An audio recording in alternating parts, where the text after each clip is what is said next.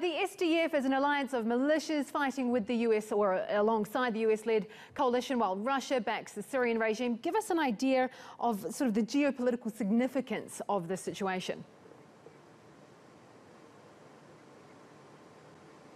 This is quite a complicated situation. Let's start off with a statement. According to the Joint Task Force, that's the group of more than 60 countries led by the United States in the fight against Daesh.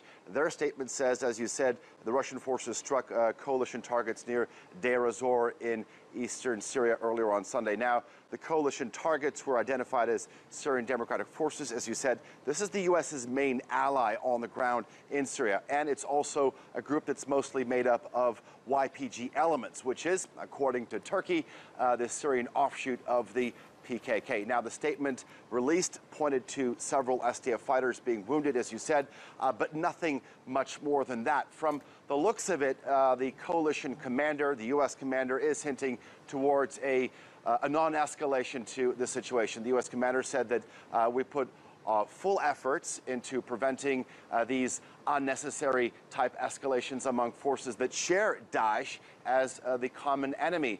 But this is certainly not the first time that the U.S. is accusing the Russians of striking their coalition partners. Back in March of this year, the Pentagon had accused Russian bombers of targeting Syrian Arab coalition forces just outside of Manbij. But when you look at the situation, these types of incidents, whether they're accidents or just incidental, just go to show what a highly complicated battlefield Syria is. Kim?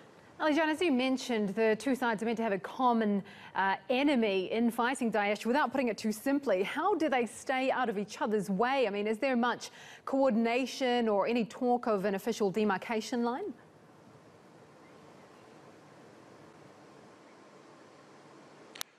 Well, when you look at this joint task force, we said it was comprised up of 60 countries, but it doesn't include Russia.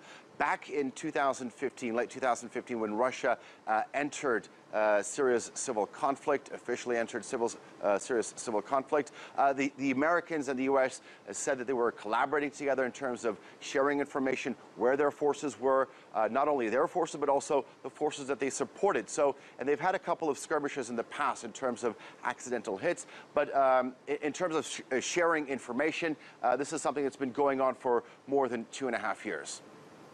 Alican Ayanlar, live from Gaziantep. Thank you.